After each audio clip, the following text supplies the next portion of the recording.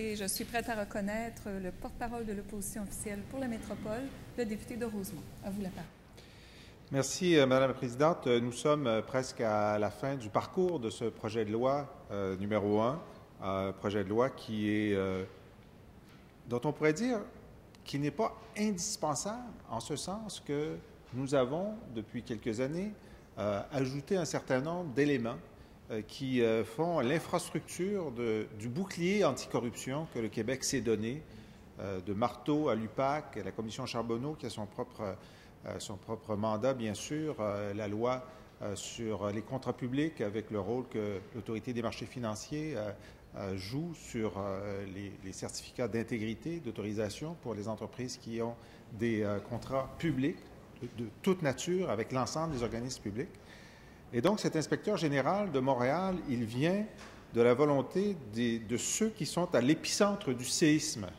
Parce qu'on l'a vu, la Commission Charbonneau nous l'a dit, il y a eu des cas de corruption, de collusion à Gatineau, à Sherbrooke, à Québec, ailleurs, sur la rive sud, sur la rive nord de Montréal. Mais on a bien vu que l'épicentre du séisme était sur l'île de Montréal. Et les élus montréalais ont dit, bien, en plus des organisations qui ont été créées, nous voulons, pour ce qui est de l'attribution des contrats de la Ville de Montréal, avoir notre propre inspecteur général qui verra à la fois à former les officiers, les fonctionnaires de la Ville de Montréal, les cadres de la Ville de Montréal, les attachés politiques de la Ville de Montréal, les élus de la Ville de Montréal, des arrondissements et d'un certain nombre d'organismes liés.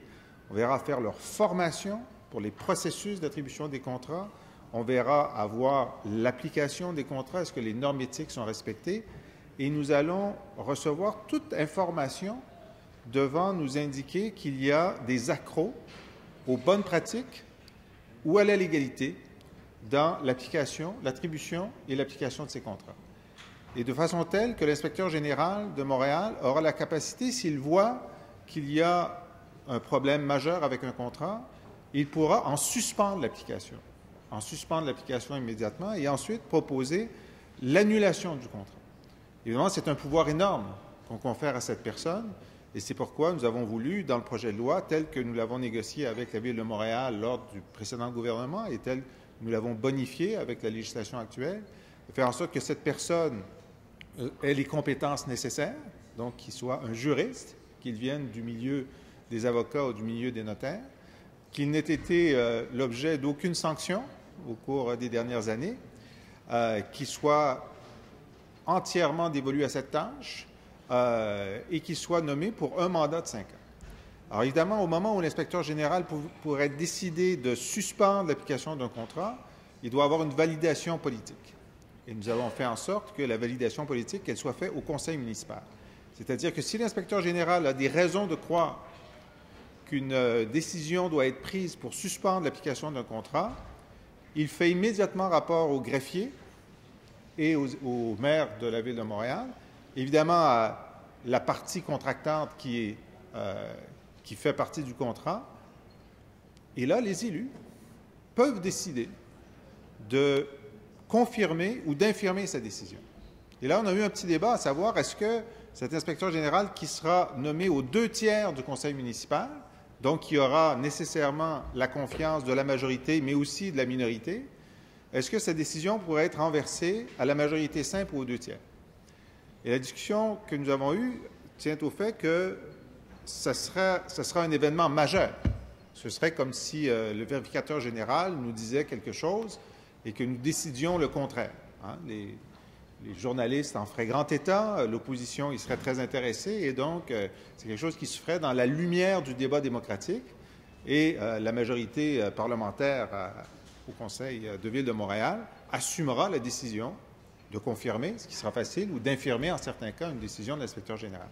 Donc là, il y a un mécanisme qui à la fois donne beaucoup de pouvoir à quelqu'un, mais aussi laisse la démocratie agir dans la clarté du débat démocratique au bout du processus. Et donc, c'est ce mariage entre un super inspecteur, mais la réalité démocratique, qui fait, je pense, l'intérêt de ce projet de loi. Ensuite, oui, comme le ministre l'a dit, on a beaucoup parlé des dénonciateurs. Quelle information obtiendra l'inspecteur général? Bien, il en obtiendra, d'abord, il faut noter que depuis que nous discutons le conseil municipal a décidé que la ligne 1-800 de dénonciation a été dévolue à l'inspecteur général. Donc, énormément de dénonciations du public ou des fonctionnaires de la Ville de Montréal viendront sur son bureau. Il aura à faire un tri, comme dans chacune de ces lignes. Il y a du bon, il y a du mauvais, il y a du pertinent, il y a de l'impertinent. Il fera un tri.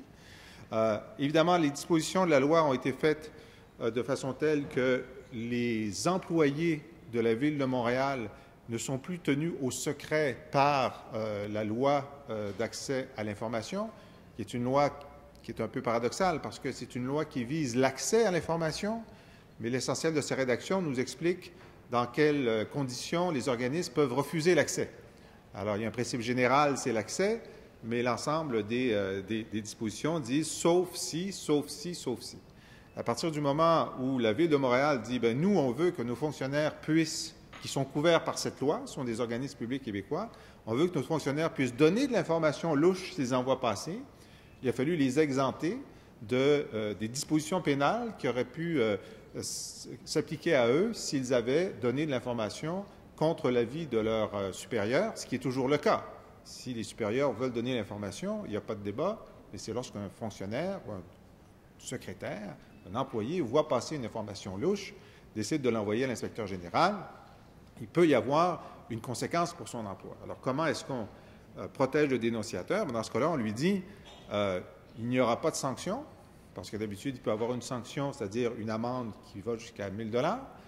Et deuxièmement, il n'y aura pas de harcèlement, de rétrogradation, vous serez complètement protégé. Alors, c'est vrai pour la Ville de Montréal.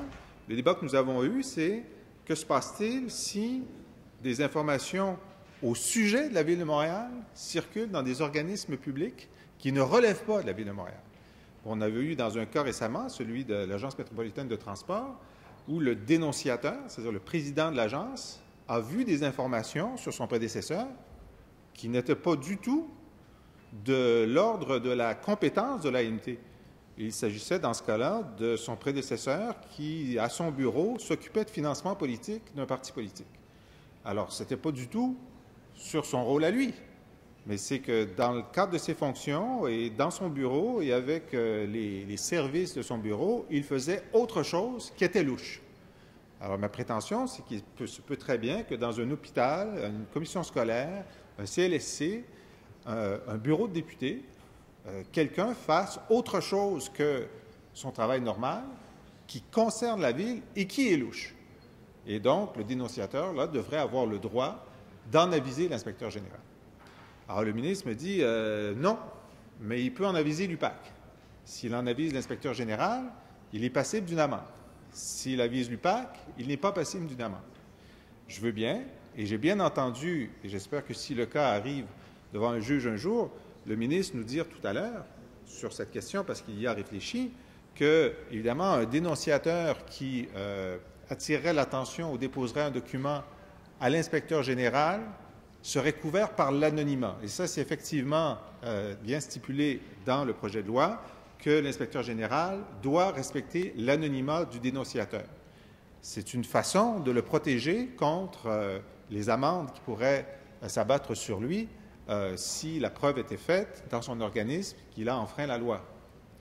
Alors, j'espère qu'effectivement, cette protection sera appliquée dans les cas où il pourrait y avoir un conflit entre ces deux ordres de droit, c'est-à-dire le fait qu'un salarié d'un organisme public du Québec décide d'envoyer une information à l'inspecteur général, qu'il soit donc vulnérable à une amende, mais que l'inspecteur général, sachant cela, protège l'anonymat de ce dénonciateur pour que cela n'arrive pas. Bon, c'est une façon un peu détournée d'arriver au même but. Je crois qu'il aurait été préférable de faire en sorte qu'il n'y ait pas ce double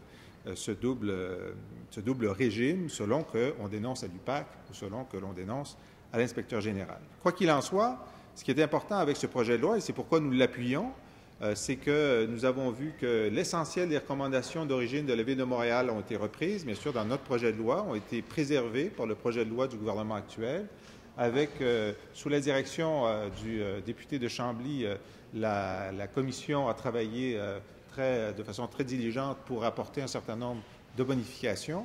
Le député de Blainville, du côté de la deuxième opposition et mon collègue de Gaspé avons travaillé aussi à certains égards en reprenant des recommandations qui ont été faites par la Commission d'accès à l'information ou par la Chambre des notaires pour faire en sorte que nous ayons un projet de loi qui soit encore plus étanche à toute contestation. Alors voilà, Madame la Présidente, nous sommes à la veille d'un vote qui, je l'espère bien, sera unanime sur ce projet de loi. Et c'est ainsi que l'Assemblée nationale, dans son unanimité, va répondre à l'unanimité du Conseil de ville de Montréal pour dire voici un projet de loi transgouvernemental. Voici un projet de loi où la société québécoise estime important d'ajouter un cran d'arrêt supplémentaire à ceux qui voudraient frauder, à ceux qui voudraient profiter de la collusion. Et c'est ce qui est intéressant dans ce projet, comme dans l'UPAC, c'est son caractère permanent. Vous savez, Madame la Présidente, à certains moments de notre histoire, avec Pax Plan dans les années 50 ou avec la Commission Clich, ou la Commission d'enquête sur le crime organisé, nous avons fait de grandes avancées contre la corruption et la collusion. Et ensuite, on a comme baissé la garde. Et il ne faut jamais baisser la garde, puisque les fraudeurs sont très créatifs. Ils arrivent toujours à trouver d'autres chemins. Alors, le caractère permanent de cet inspecteur général, comme le caractère permanent de l'unité de lutte contre la corruption, de l'UPAC, le P, c'est pour permanent, fait en sorte d'envoyer un signal que cette fois-ci, nous ne baisserons pas collectivement la garde. Cette fois-ci, nous allons constamment essayer d'être un pas devant les fraudeurs et de faire en sorte, finalement, de leur envoyer le message que c'est peut-être pas la peine. Si vous voulez frauder, si vous voulez faire la collusion et la corruption, le degré de difficulté au Québec, il est très élevé. Alors peut-être pouvez-vous vous essayer ailleurs, dans des endroits qui continuent à dire que la corruption n'existe pas chez eux, qu'ils n'ont pas ce problème, qu'ils sont en déni. Mais le Québec, en tout cas, ces dernières années, n'était plus en déni. Il était en action, et en action forte, en action concertée pour changer une situation qui était dramatique. Et aujourd'hui, on sait qu'on est en train de sortir du tunnel, et on a acquis la conviction que nous devons continuer de façon permanente à assurer l'intégrité de l'ensemble de notre société, que ce soit au niveau des partis politiques. Nous avons fait des réformes permanentes sur le financement. Au niveau des contrats, personne ne dit que la loi 1 de notre gouvernement du Parti québécois sur l'intégrité dans les contrats devrait avoir une clause crépusculaire. Personne ne parle de ça. Nous pensons que c'est une loi permanente et que donc, constamment, les entreprises seront sous surveillance. C'est une grande entreprise de génie qui a réussi à obtenir son certificat pourrait toujours le perdre. Et d'ailleurs, j'ajoute, j'étais responsable du commerce extérieur et je leur disais, vous savez, si vous êtes reconnu coupable de fraude à l'étranger, vous allez perdre votre certificat au Québec. Et que donc, cette loi, elle s'applique et elle est un dissuasif majeur, à la fois pour l'intégrité chez nous et à l'étranger. Alors donc, ces instruments, ils sont permanents. Il est important qu'ils soient permanents. Il est important que l'Assemblée nationale et ses commissions, de façon régulière, envoient la progression. Est-ce qu'il y a d'autres éléments qu'on devrait ajouter, raffiner?